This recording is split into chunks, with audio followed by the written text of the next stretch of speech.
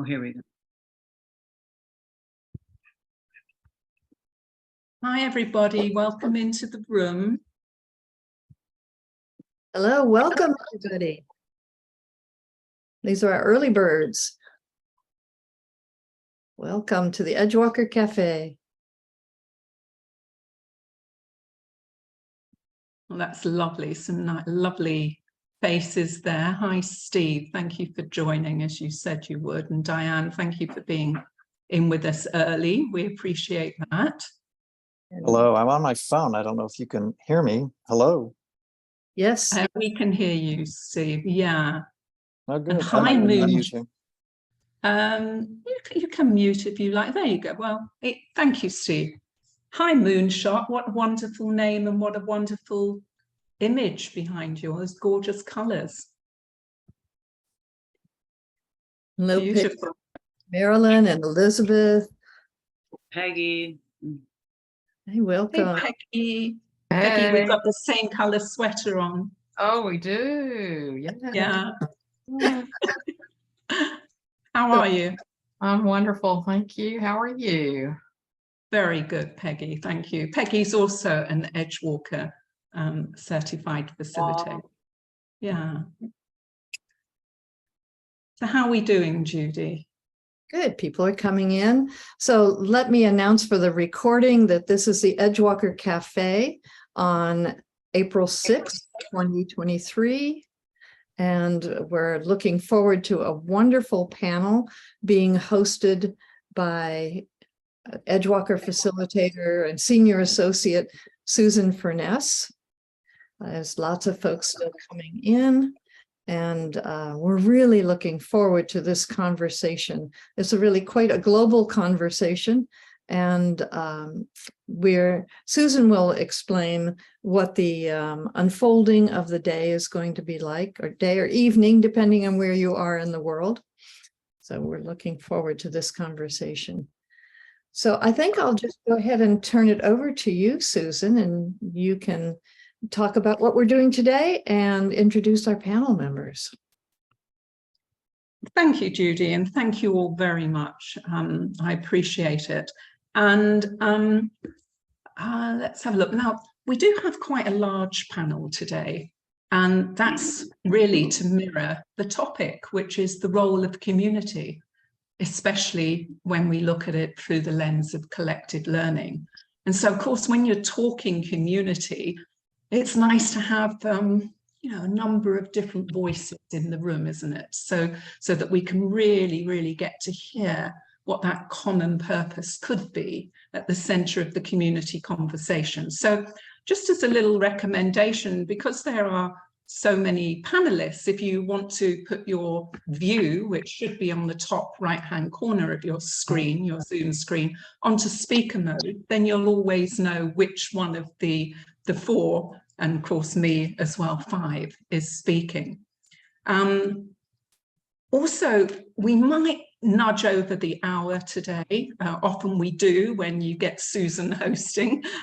It sort of balloons out, but it definitely won't go more than 15 minutes over. And in fact, it probably only be 5 or 6 minutes over the hour.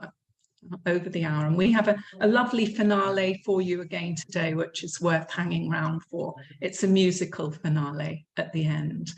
And do let us know where you're coming in from. Thank you, Moonshot. Thank you, Elizabeth. I can see that in the chat. We appreciate it.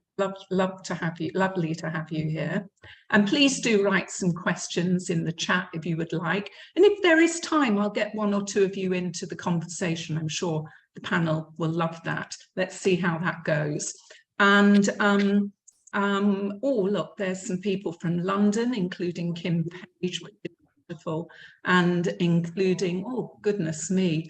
So I know we've got, we do, as you said at the beginning, Judy, we have quite a global room today, starting right from the panel. So I'm just going to go round, and each panelist, when I mention your name, if you'll just wave, if you could. We've got not just global panel, but also an omni or cross-generational panel.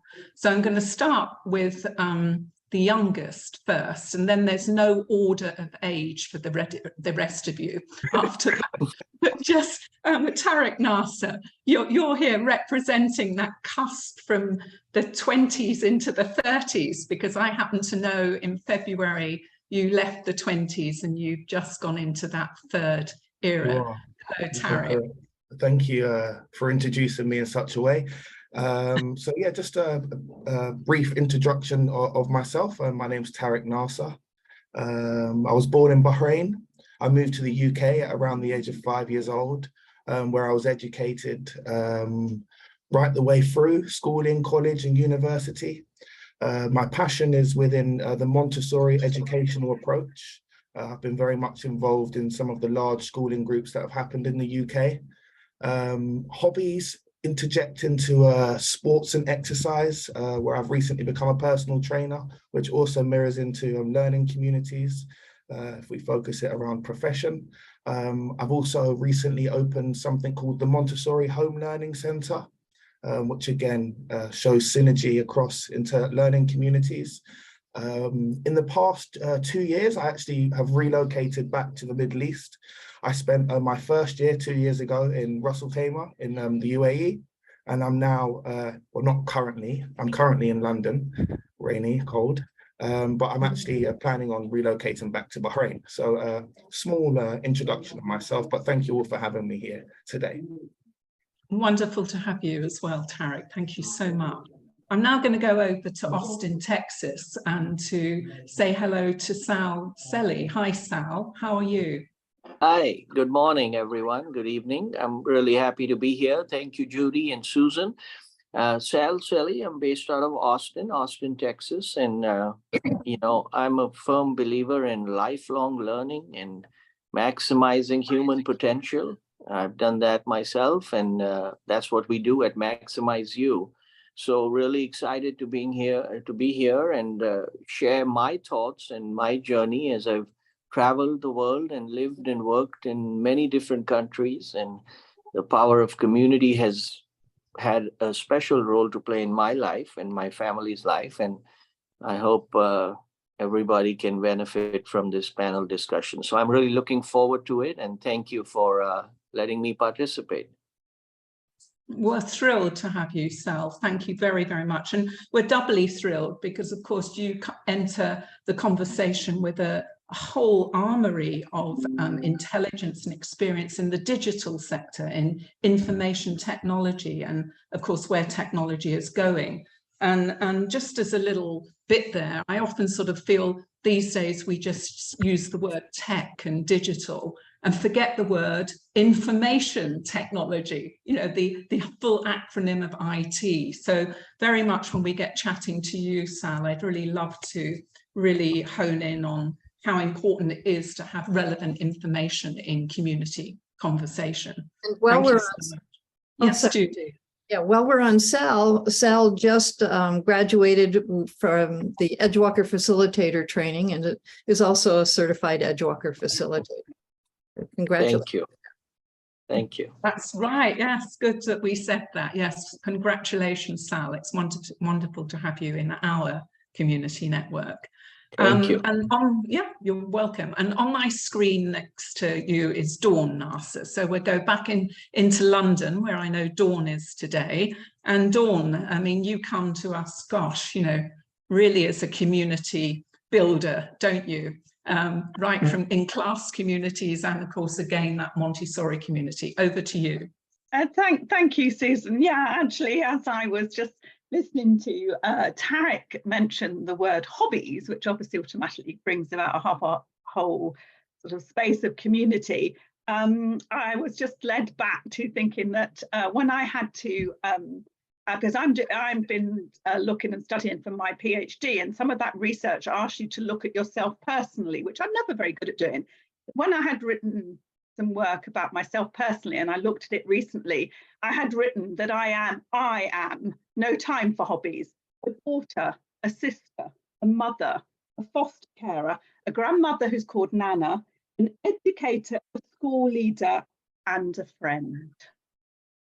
And actually, as I was jotting those down, thinking, oh, that's an important element to bring today, besides the fact that my son is actually Tariq, which I think is very important to disclose immediately.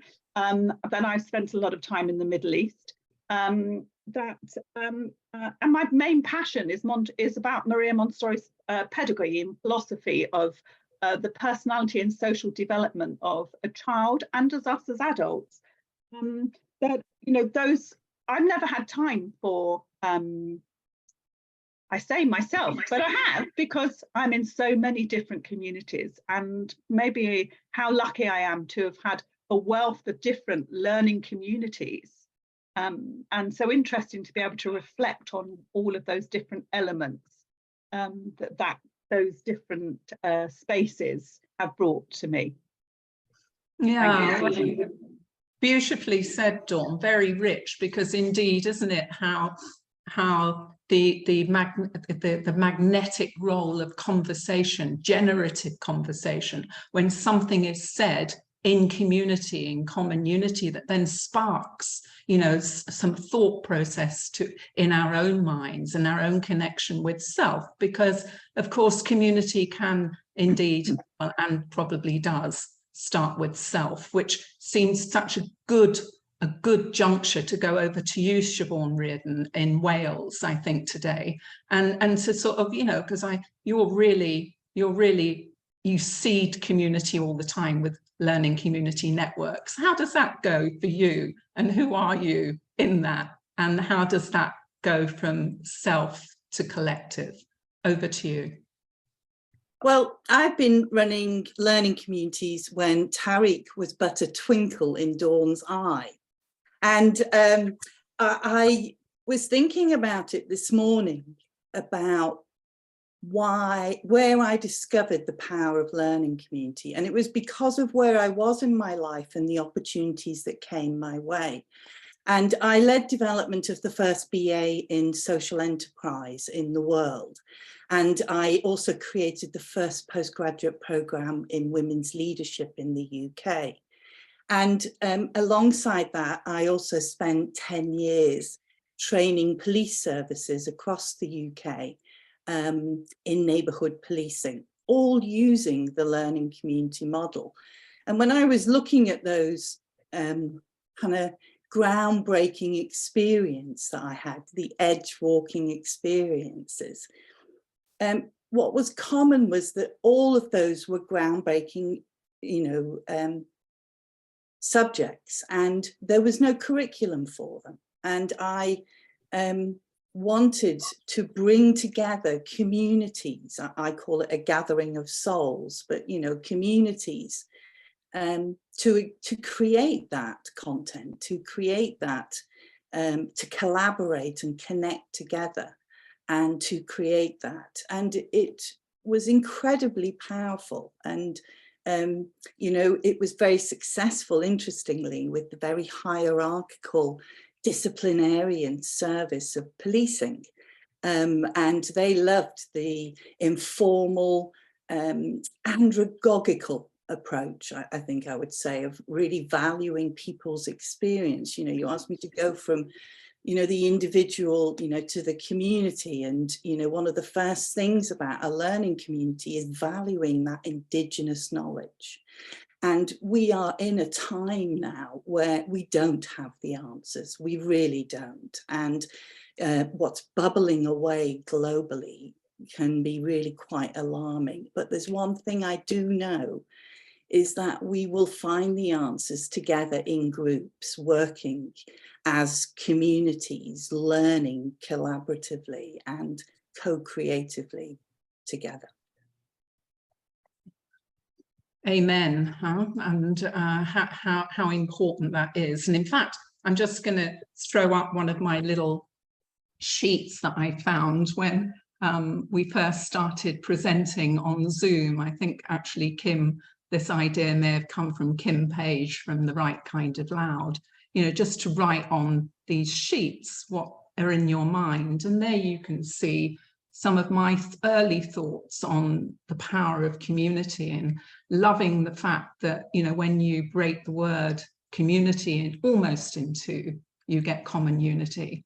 And of course, there is that space then for common purpose and common good, hopefully also, you know, I don't know, seeded or sprinkled or peppered with common sense. And of course, you know, then that brings us community into the whole collective societal movement. So, you know, thinking to ourselves then, so if one is in community, where's the common thread of that community conversation? Where is there, does there always need to be a common purpose?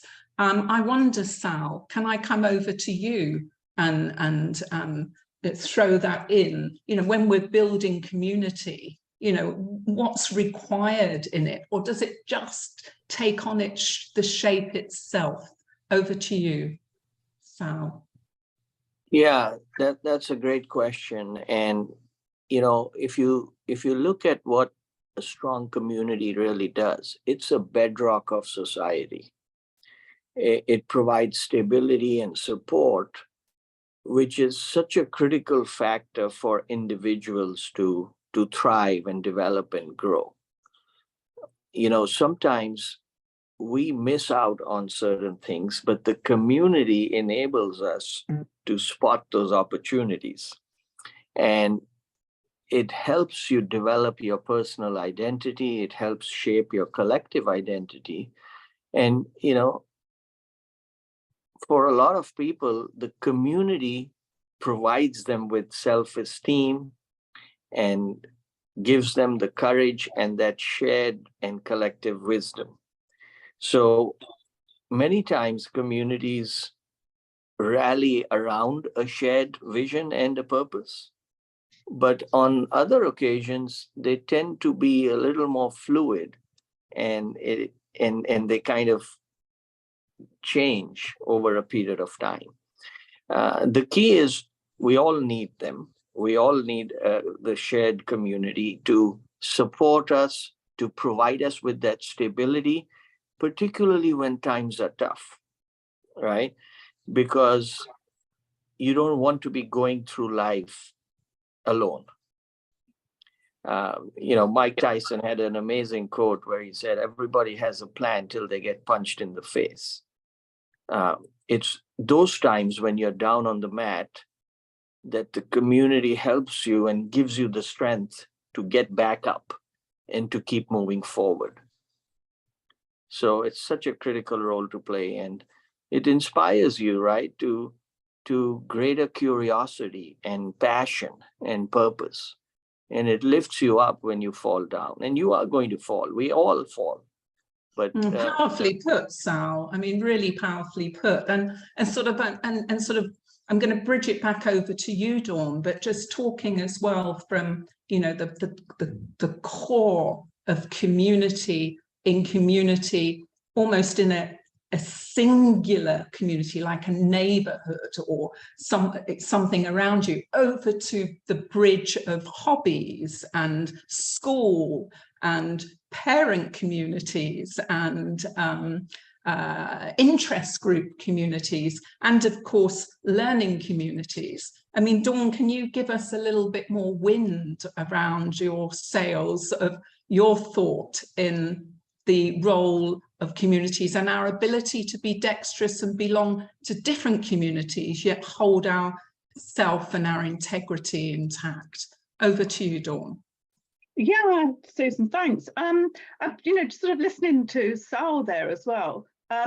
Actually, a community for me can be just you and one other person, particularly if they're but that's because I think every opportunity that you have with someone, every deep engagement with someone will take away an effect on who you are. It's your experience, and potentially that's your learning.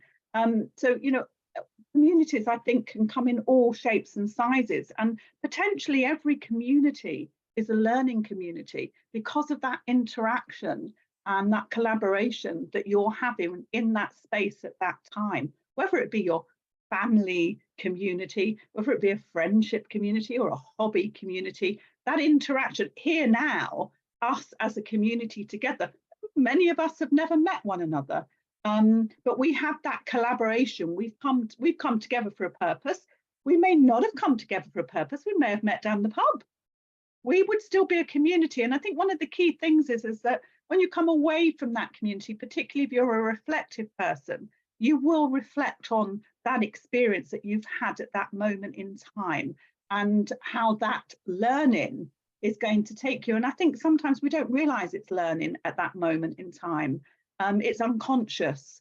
It's a conscious element when it's part of a hobby or a specific goal to sit together. But those community groups where we come together and we don't realize the different friendship groups that do actually have a learning effect on us. But yes, as an educator, that's one of the key things. Obviously, I'm a Montessori educator, and you know, one of the key aspects of Montessori's pedagogy was the vertical grouping, the 3 different age groups.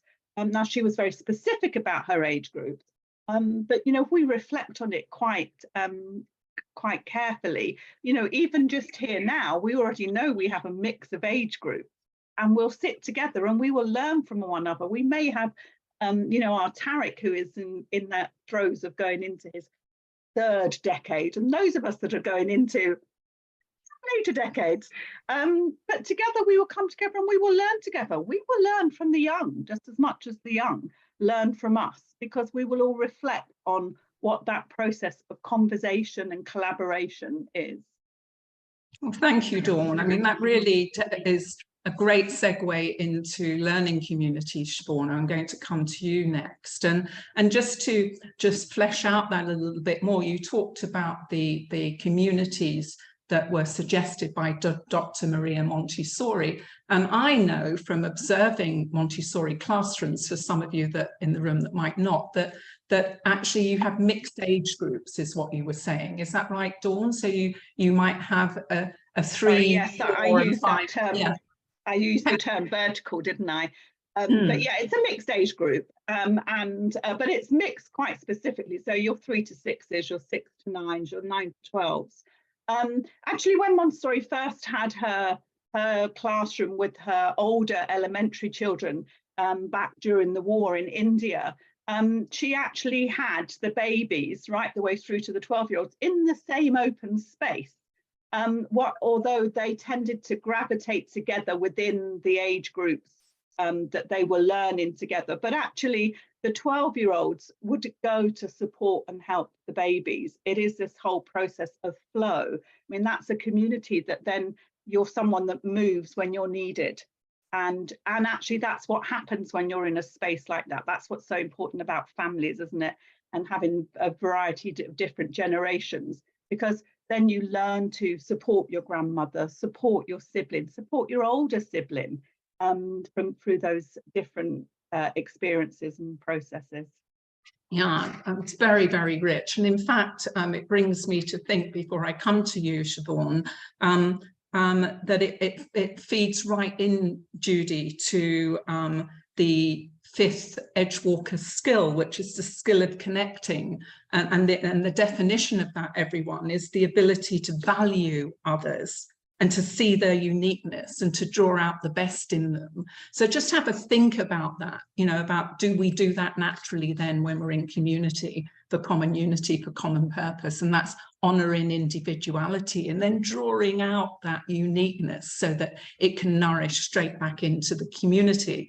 So I do know that Chakri, Dr. Curious Carrot, also has something very interesting to say about courage into community. We will get to you, Chakri, and to you, Tariq. But I wonder, Siobhan, is this a good doorway for you to take over and talk to us deeply about a learning community? And just, well, and indeed, aren't all communities learning communities? Over to you.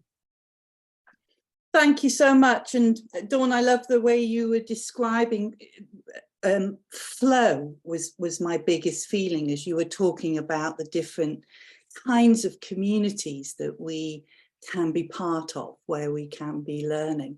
And I think you touched on some really key skills there, most importantly, being the reflective practitioner.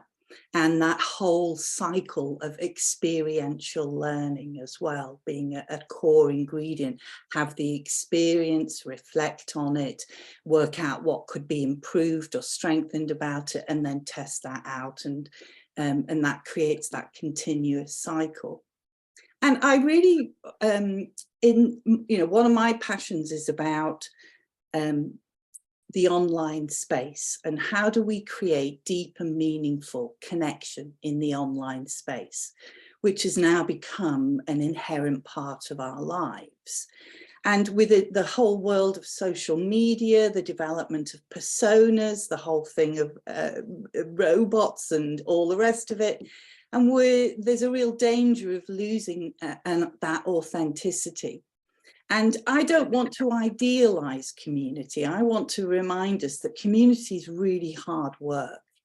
And, it's back to that individual and that investment and that depth of commitment. And, to remind us, 97% of intentional communities fail.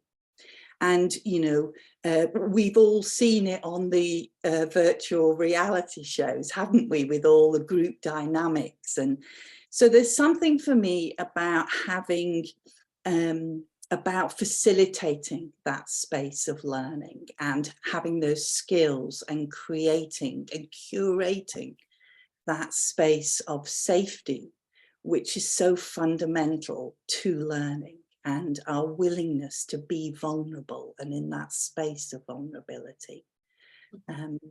So I think I wanted to bring that in, Susan. Well, again, a wonderful segue, just finishing on vulnerability, which, in conversations that we've had, I really do like to name vulnerability as a value, or indeed look at the value of vulnerability in the same way as that we can just look at the value of vocabulary and be quite conscious, not too conscious of the words that we're using, but just be in practice to know that words matter, and they really do matter. And so that the vocabulary, the word that we choose can really have a great difference in the felt shift of both ourselves and those that we're in conversation with, in community, for common purpose. And that indeed is a lovely way to bring you in, Chakri, and though I can see you just filled your mouth with something yummy, because it must be supper time where you are. And that is that your word is courage. And courage is a word that I know many of us in the room love, for the simple fact that if you break that down and bring in a little bit of French, C-O-U-E-R in French is coeur. And so if you just say that courage is really the energy to bring into this age, which many call, including Dr. Maria Montessori, the heart age. So Chakri, you had a comment. What's that? What's your courageous conversation that you want to bring to the room? It just occurred to me as I was hearing Sal that we don't need psychological safety or safety in groups or communities if we have that courage. And I've just wanted to deepen that and hear the panel say something about that. Thank you so much. Tariq, are you able to take Curious Carrot? I can add, I suppose, because I think being courageous in smaller scenarios and also on a broader term is something really important to an individual's growth. A courageous act does come with some element of risk, but it's about managing those risks. So I suppose when we're referring it in towards of a community, as long as you're conscious of what you're sharing, the information you're providing, whether it's an opinion or something that's open-ended, absolutely add it. But do remember that there are always other opinions, different circumstances that might come back to it. I think when I think of courageous, or when I'm going to do something courageous, we naturally always consider the negatives before we can think about what we might actually achieve from it. It is important to remember we're going to work on what we're trying to achieve, but there are always going to be other voices within a community. And it's interesting because as we've gone through the different speakers, even my own learning and what a community is to me is evolving. Because initially I did think a community would be something intentional, something that would have a purpose, and we'd all have to have that same purpose or something, or same hobby, or whether we're in the same area. I still do believe to form part of a community, you consciously have to believe in yourself that you're part of that community. And if that's the case and you're respected by the others, then yeah, a courageous act can take place. But if you're coming in and interjecting and you're not in line with the other views of what everyone's here for, then actually that courageous act might not go the way you might have first expected it. Maybe I've spoken wrong. But no, it's beautiful. In fact, beautiful. There is no right, there is no wrong, of course, and that was quite beautiful. And in fact, as I was listening to you talk, I recalled you speaking recently on another word that could be exchanged for courage, and that's confidence. And I've also heard you speak recently on choice, and then hearing you just talk about how you didn't name it as this, how the ego comes out to play when you happen to speak out with some sort of courage within a community conversation, and suddenly you don't feel safe anymore. Your self-esteem becomes very low, or indeed very high, because self-esteem, if it's low or high, neither is very helpful, is it? And indeed, we don't often use the word esteem on its own, do we? So I think that was quite beautiful, Tariq, and I don't know, please take it further if you wish, and bring in your thoughts recently on confidence and indeed choice. But of course, keeping that right into this centre of community and what your experience is, particularly as I heard you say at the beginning that you've opened home learning communities recently. So back to you, Tariq. Thank you. I think a lot of my own experience has come from intentionally forming part of a community. So I know Dawn mentioned to begin with, sorry to bring this in, family.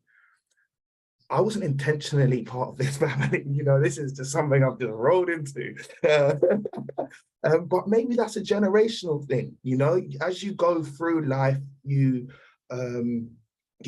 reflect spiritually at times about where you are and where you fit into things. And as you mentioned, I've just entered my 30s, and things I feel very corporate at the moment, I want to do things that make a difference, have a purpose, and to do that I have to be courageous and act confidently, but actually remember what the essence of community can bring.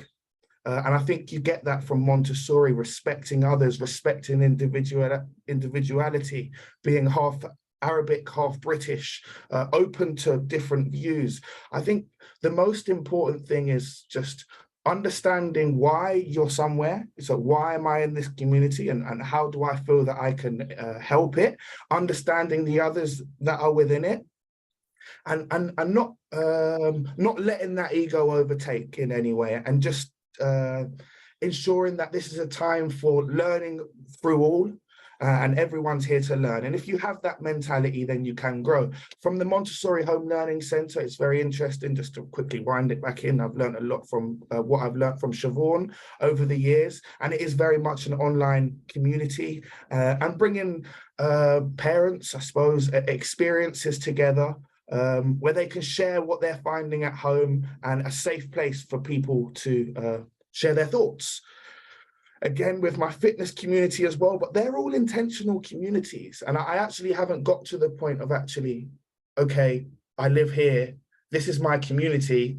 I wouldn't have anything to say to it, to be honest with you. So I suppose very two different sides of the coin. And the way Sal entered it that's what opened me up straight away. Like, oh, whoa, I'm not actually ready for this webinar, what we're going to discuss, because the way he shared both sides and the wide dynamics of what a community brought really made me think, okay, I need to think outside of the box a little bit here. Wow, or on the hoof, which is so beautiful. And of course, you know, you just lived vulnerability. And I saw Sandra and others, you know, really come up to you in Namaste.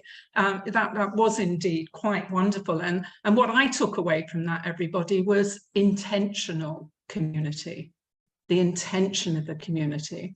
And Dawn, just before, I just want to point out to you that you've got a lovely comment in chat from Diane. When you talked about meeting in the pub, that opened up a lot of, I was going to say spirit, but, you know, that's what you find in a pub anyway, isn't it? But please do have a look at that.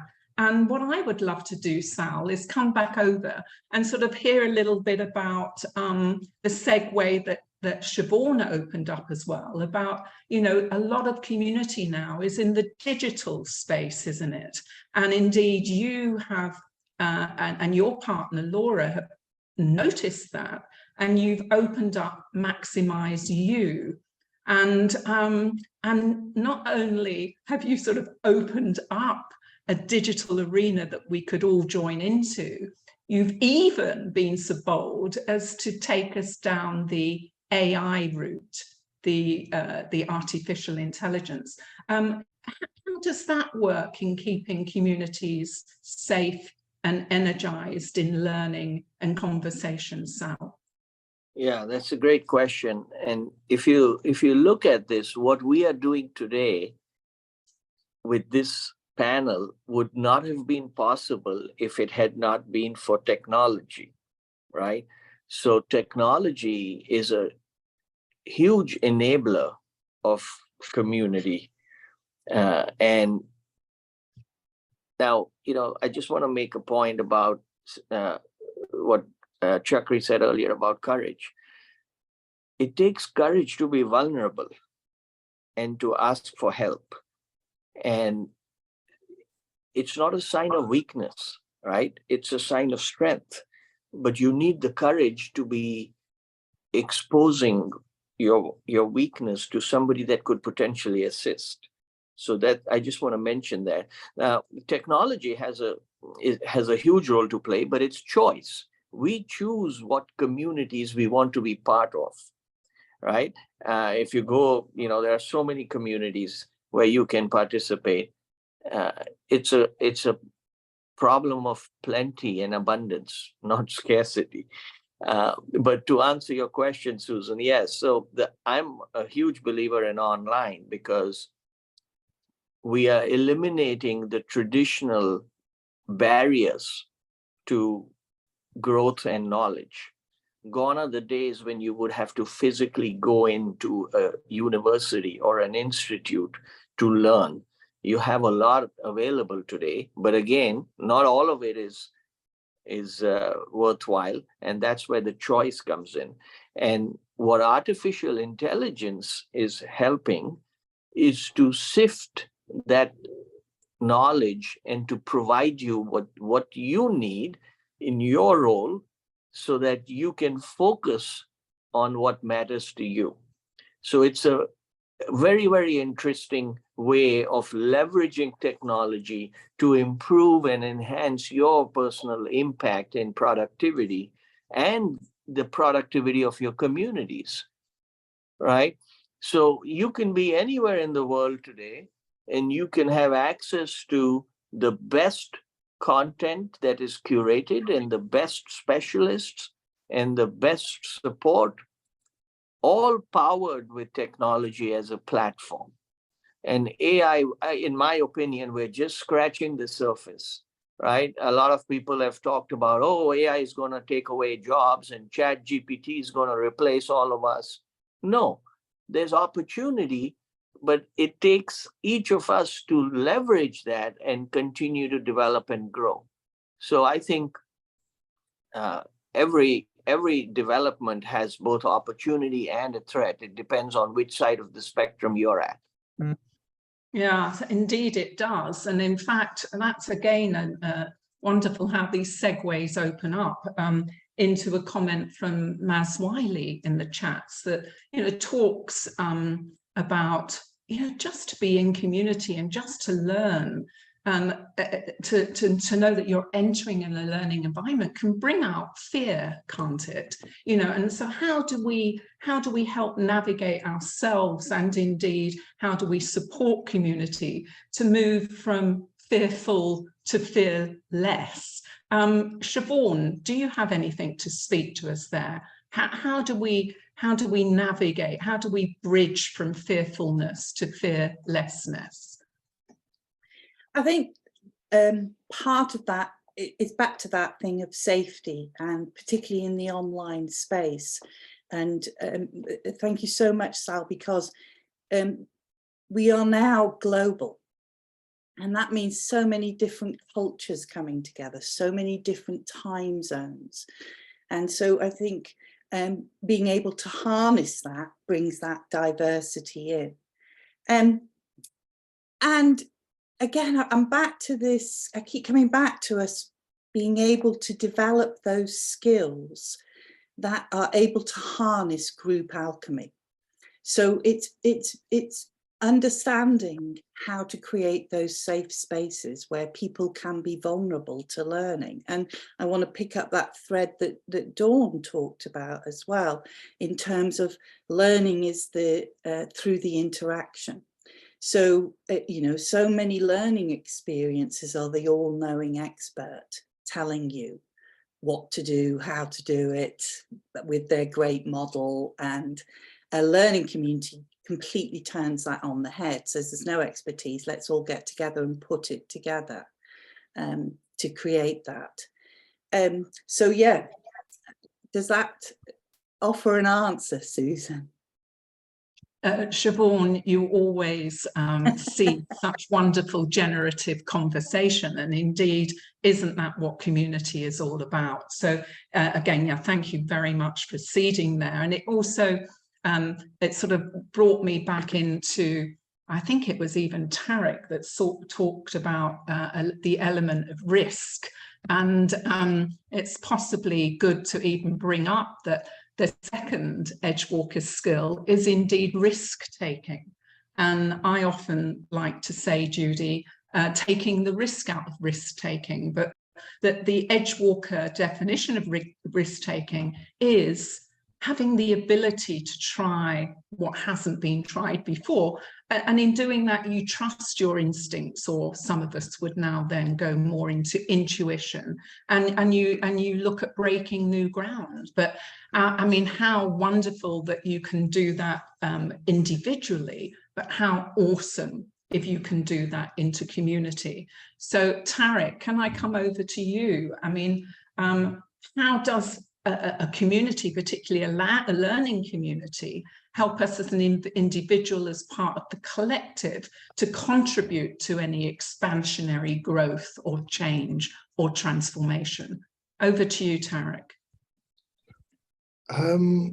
So I feel, how do I answer this? So I think it just goes back. So when you form part of a community, could you repeat the question for me just one last time? Yeah, sure, no worries. I'm really going into your thought about risk-taking earlier, and about, back to confidence, courage and choice. And then looking particularly at how a community, and one that's a learning community, can really help expansionary change or transformation, or difference maybe, let's call it. Thank you. I suppose, so what did I do? I'm just going to talk about where I've gathered my answer from. So I think for my master's, I participated in something called business transformational leadership. And although we're looking at it from an organizational lens, actually community is there to help us as individuals, help move forward something that we're all passionate about. So what I do often, whether it's as black and white as I'm going to say it, is I look at something called a SWOT. So I look at the strengths of what this community can do. I look at the potential weaknesses, our opportunities, and our threats. And as a whole, that sort of aligns us, and it allows everyone to play a part of a There's also other strategies you can take, surveys and questionnaires, whether they're anonymous or whether you have the opportunity to name yourself. But that gives everyone who's part of the community an opportunity to share their thoughts, findings, experiences, and it also makes them feel part of the outcome, which then in turn is research, which then a courageous or a confident individual can use. And if they have named, then they can always build someone's sense of belonging or sense of self-confidence by saying, actually, we recognized your feedback, or we recognized what you provided within this scenario. I think I might have helped answer that, but it's an interesting question to come on to. Yeah, well, in fact, again, you took it into a really interesting space, and that's about content creation, isn't it? And whether it's created, curated, co-created, and how that is pulled together to be meaningful for that common purpose of the community.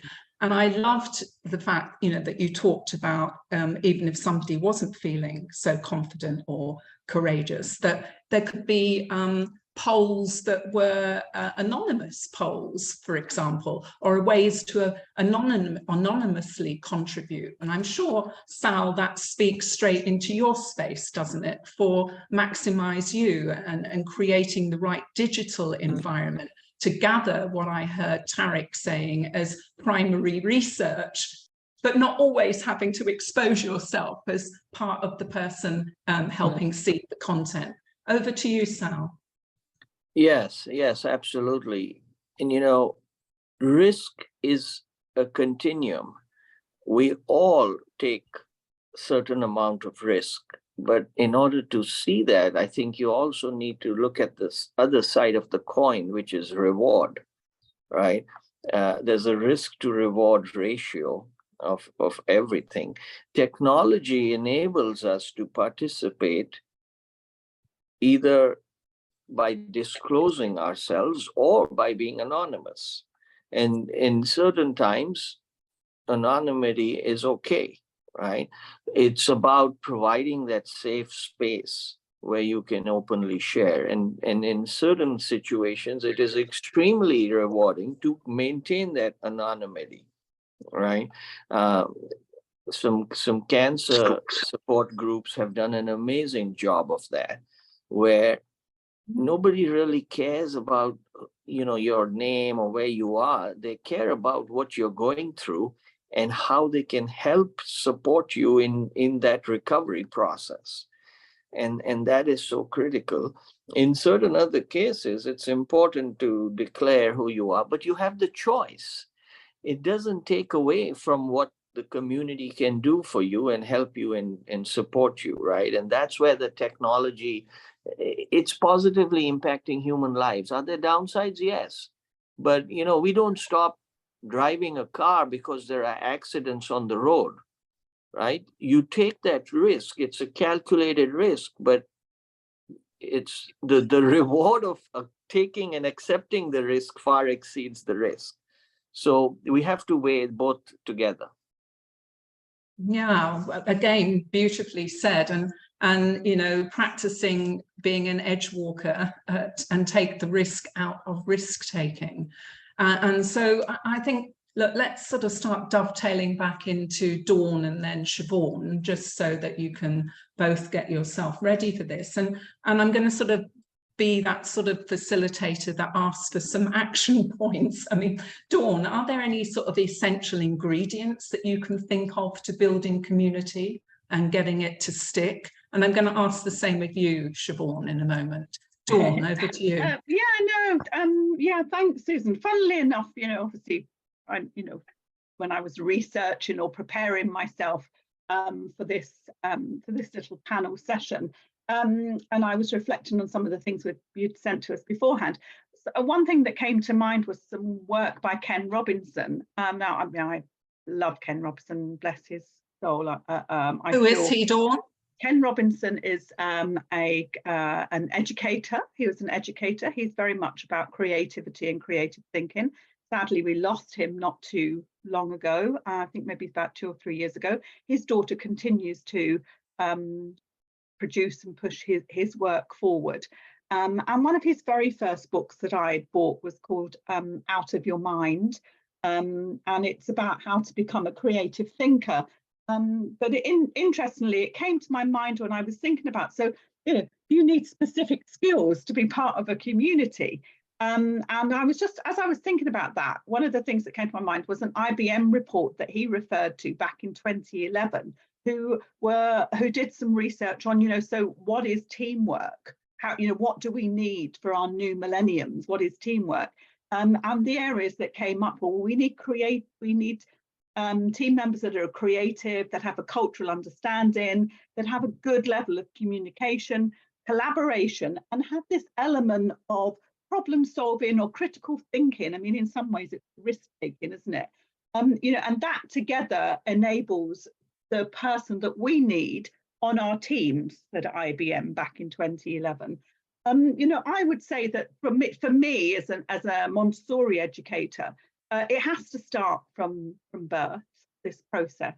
It should be part of our education within school, that actually we should be looking at the development and characteristics of us as human beings first and foremost. We look at it so much when we get into adulthood. It becomes so important to us who we are and what we are. Well, certainly for many, for all of us, we all have those low points, I think, are when someone is not sure about who they are and where they're going, and therefore they need then the community and those around them to help bring them up. So certainly from my passion and work with Montessori education, Maria Montessori thought first and foremost the child's personality and character and social being were the most important elements, because if they're in place, then we have this motivation to learn and want to join communities. And of course, her element of social being was to be in these mixed age classrooms, so that someone who knew something more than you was happy to come and show you. When you had an idea and didn't know where to go with it because you were frightened that you've got this idea to look at, someone else would say, oh, but I know, I've done something like that before. That collaboration of sharing to enable someone to take that first step. But I also believe that community can just be two people. You come together for that purpose, which may just be friendship at that time, may not have a real purpose in anything else. But actually, as we go through life, we tend to make those learning communities around, we make them more out of choice as we go through. I think young children don't make it through as much choice. They get thrown into the sport club and don't realise. Yeah, so really, the things that I've jotted down, that shared experience, and that for me and for our young children is so vital. And Ken Robinson was very much against the industrialised factory style working of an education curriculum, as we certainly have in most of the world. That education should come through a different lens, and his work very much worked alongside Csikszentmihalyi's, who was about flow and intrinsic motivation, and I think very much of what today is about flow. So our engagement will have been very much about that flow, and that has made us a community as well, as we've it takes a good facilitator to link us all together.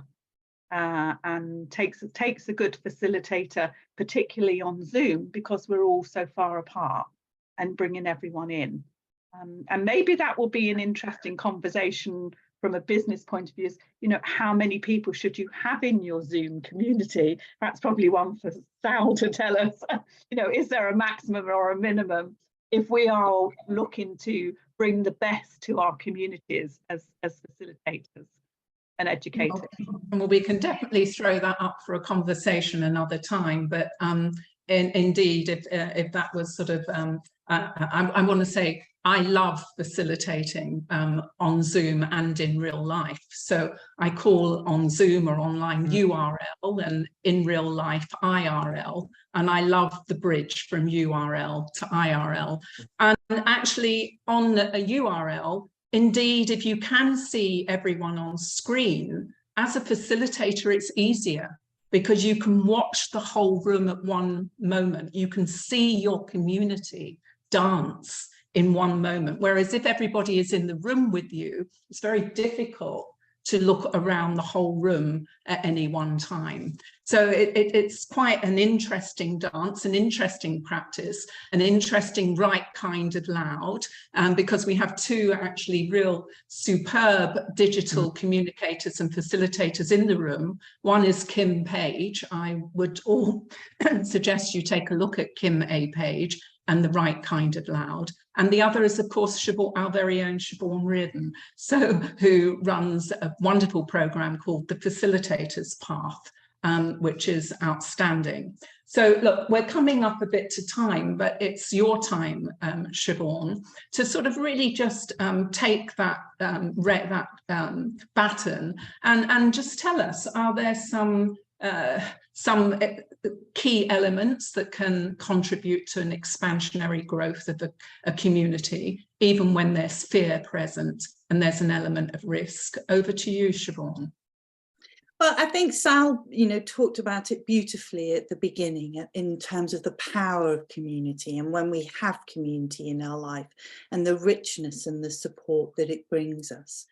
So for me, I want to see a world where there are learning communities in every way.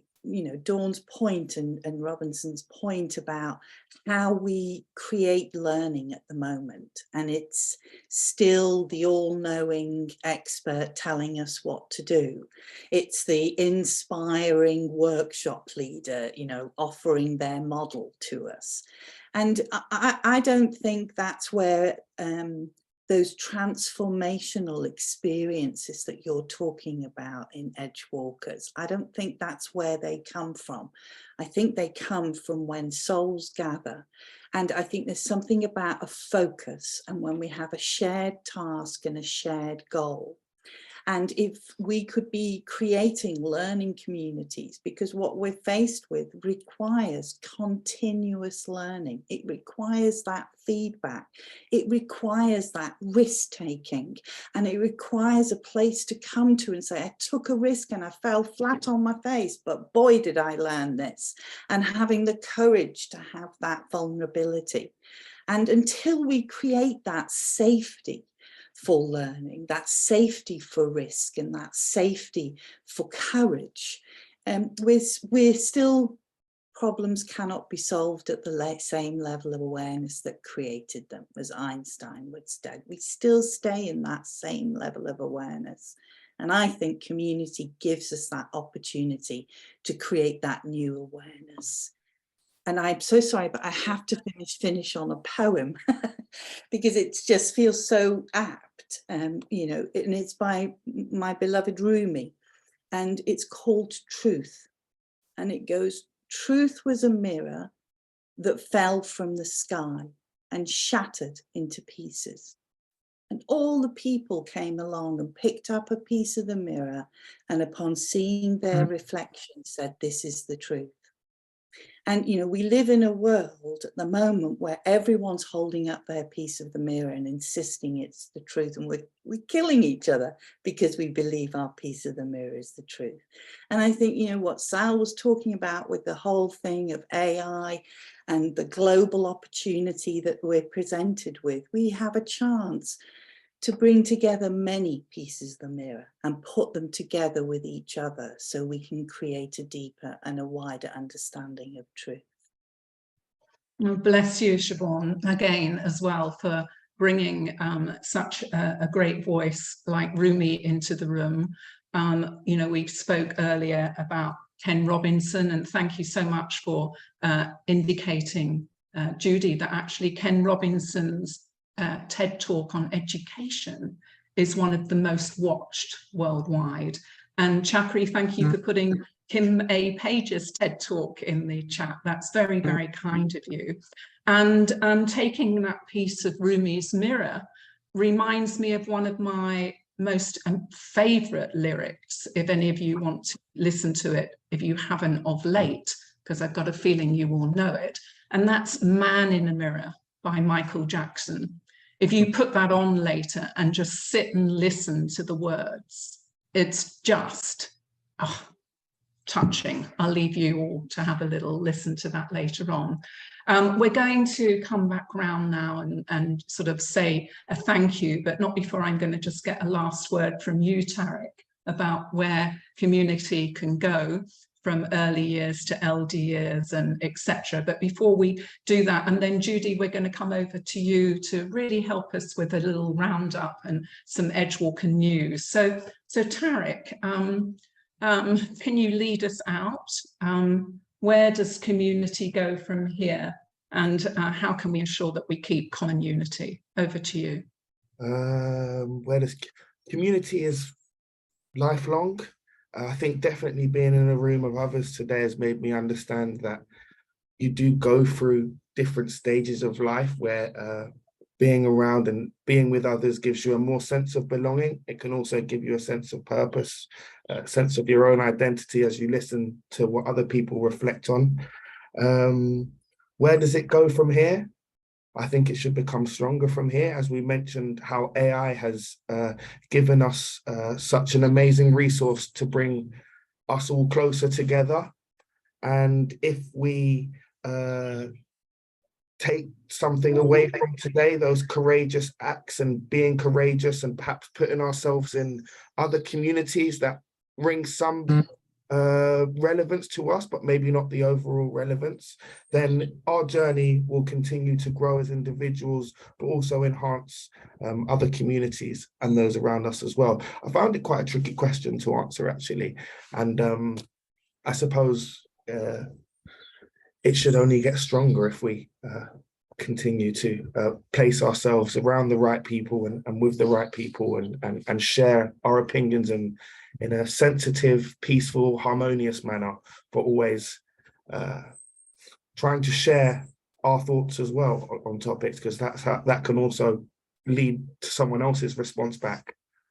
I think that's what I'm learning today as well, to be honest. As I'm speaking from myself, but I'm hearing so much response back indirectly. It's answering some of my own thoughts moving forward. Yeah, you're playing tennis with yourself, and that's just amazing, because of course, isn't that what it's about? You know, batting the ball. I mean, generative conversation or organic conversation is of course what it's all about. And as we said earlier, to honour vocabulary and indeed vulnerability and their role in helping us seed compassion and seed a sense of common purpose. And indeed, as somebody mentioned earlier, the why.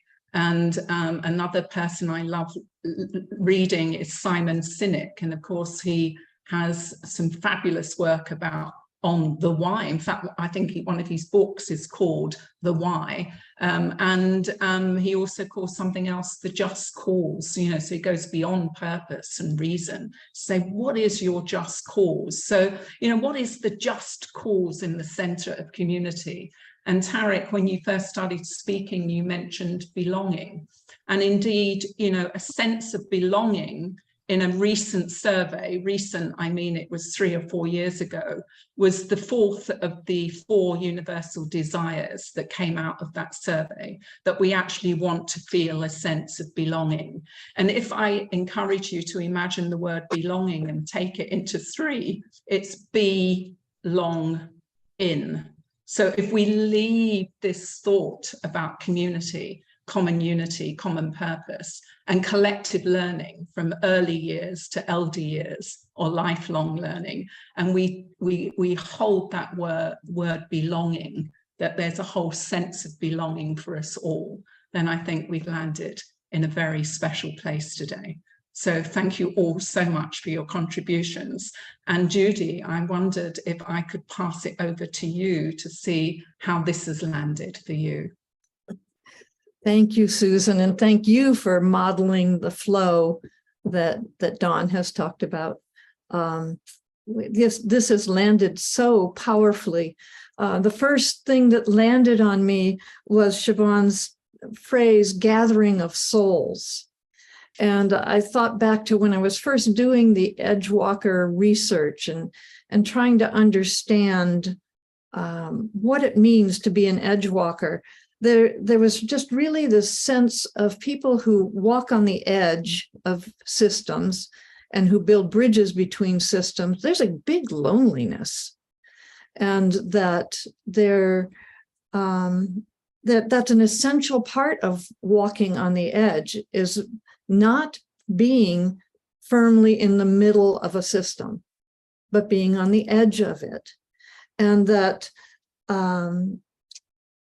loneliness, if it gets too lonely, we lose our courage. We lose the sense of risk-taking that we would want to take if we're going to make a difference. Tariq, one of the first things Tariq said was, I want to make a difference. And I think that's essential in all human beings who have any kind of physical, emotional, spiritual health. We all want to make a difference. And in the spiritual journey, that comes over time from first being alone and really being a reflective practitioner that Dawn talked about, really being that internal getting to know oneself that at some point gets a little too lonely. And only our little piece of the mirror is all that we see. But we see shatters of the mirror around us, and we want to say there's more truth than I hold myself. And we start to want to reach out to others.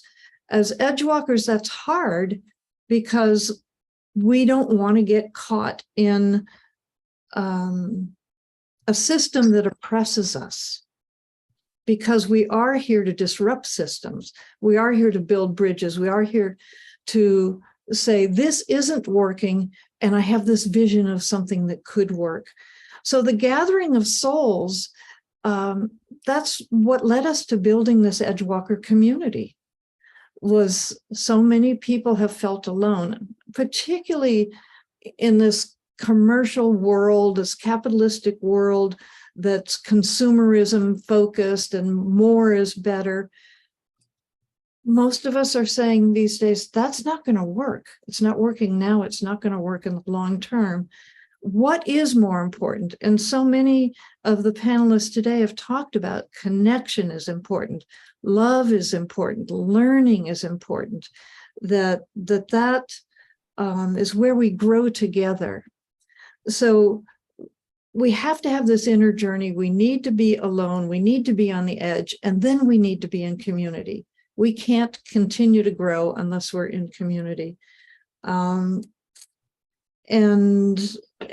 Tariq said, community gives us courage. And if we're all alone, we sometimes ask ourselves, am I crazy? Am I the only one who sees the world this way?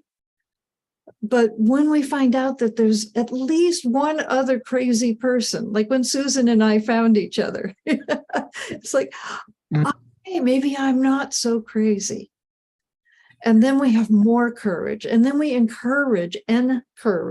give courage to each other, and that grows. And then we collectively can make more of a difference.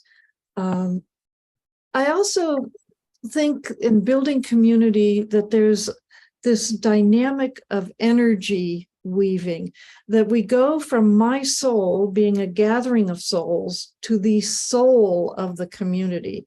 And that happens dynamically, when the whole community comes together, like we are today on Zoom. And when we meet again, we know some of the people that are here. And that when we begin to build those one-on-one relationships, I'm headed off in the wrong direction with what I'm trying to say. Let me share that one of the first times I ever experienced community was called Trust Building Community, led by Jack Gibb. And the weekend began with everybody being in a circle in the same room. And then we broke into dyads, and then we broke into groups of 4 or 5. And then we would come back into the large community. Then we go into separate groups with other people. And over time, it felt to me energetically that I would meet one person, and then there would be this like stream of light between the two of us. And then I'd meet someone else, and it'd be a stream of light between, and so on. And then when we were in a group, there'd be these webs of light interconnecting us. And then when we come back to the large group, I would look across the group and I go, I interacted and connected with that person and that person and that person. Over time, the whole thing became a weaving of light interconnecting everyone. And then there was this oneness. There was this shift. There was this moment where we were one. And I've never forgotten that feeling. And I live for that feeling. And I think I see a lot of head nodding that's community, and that is so much what we want to do with Edgewalkers, is have those weavings of light and love and connection and trust between us, and that there's many other groups around the world doing exactly that. So we need to connect with those other groups. And that is what is shifting consciousness on the planet. And so today has been a significant conversation about the power of community to make a difference. And I'm grateful to each one of you. Thank you so much. Thank you, Judy. Thank you. That was so powerful too. Gosh, we could take that into many different places, but I'm just going to take it and carry those beams of light and just say that today this Zoom room has just been alight and alive with light. And so thank you so much. The polarity from dark to light is such an important one, isn't it? Because we need to experience dark to experience light. When those beams connect us, they will always connect us. So thank you very, very much, Judy. And Judy, I wondered, we've got a tiny bit of Edgewalker news. I am worried about time because we're 10 minutes past the hour. We promised we'd be out by 15 minutes past. So Judy, would you just be able to tell us about the 2 next Edgewalker cafes and then pick up your companion that's next to you? Okay, well, I want Sandra to wave her hand and say hello. And Sandra Bargman is going to be facilitating our next conversation. Sandra, do say one sentence about our conversation on May 18th. Heather Roan Robbins, who is a world-renowned astrologist, and she weaves her academic leanings as well as her mythological understandings. So it's a very, very full understanding of astrology and how that can serve change makers and edgewalkers in today's world. Thank you. And I do have to ask Patricia to talk about her guest, Marion Head, on June 15th. Just one sentence would be great. Thank you, Judy. Marion Head is a dear friend and colleague of mine. She lives in Kauai, and she wrote the book Revolutionary Agreements. And the late Barbara Marx Hubbard was an integral part of that. And she's going to talk about how it's a powerful path to peace in the world we're living in. We're going to talk about all of the revolutionary agreements. There's quite a few of them. So that's going to be very engaging. Okay. Thank you very much. You're welcome. Thank you. So it's my pleasure to close with a song I've chosen that I wrote about one of the things I think builds community the most, and that is listening to the deep heart and soul of another, or of a group, or of a community, or of humanity. That gathering of souls. It gathers because we listen. And this is called Hearing the Music. And can you hear the guitar okay? All right. Hearing the Music. And I'm going to get my words because I forget them, even though I wrote this myself. Oh, where did it go? Well, we'll trust that I remember. Send me loving beams of light that I remember. Thank you. And if not, I'll make something up.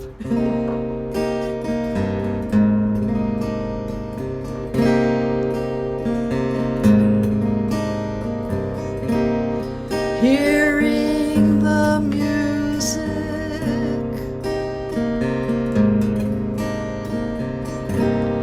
feeling the meaning,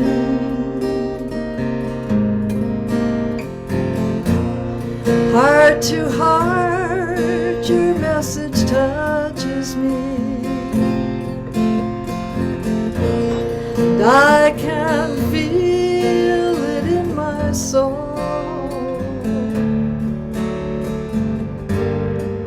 I hear your words as melody, and I feel whole.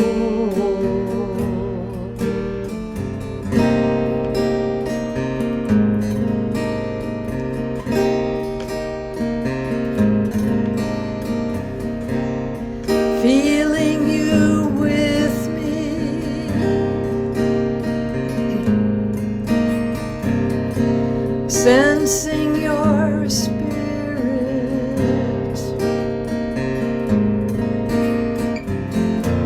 hand to hand you walk beside me on the path that we both share. And if I listen to your heart song, I know you're there.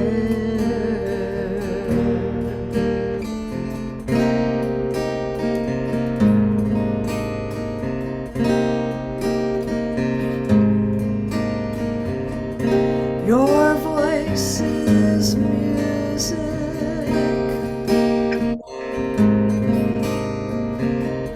your words are poetry,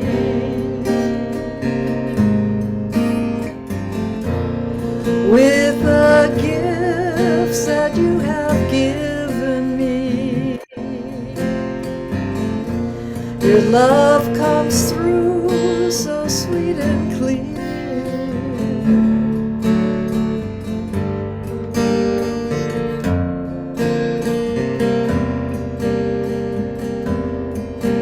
And the Spirit is here.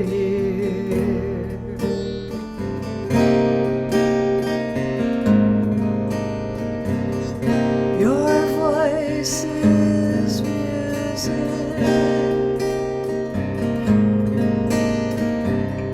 your words are poetry.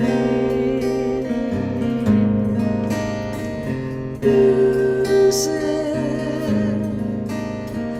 poetry, ooh,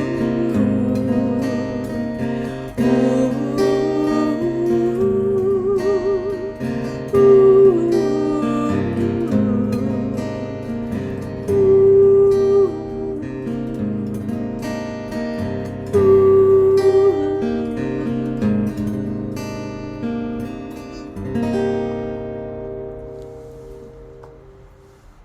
It's beautiful.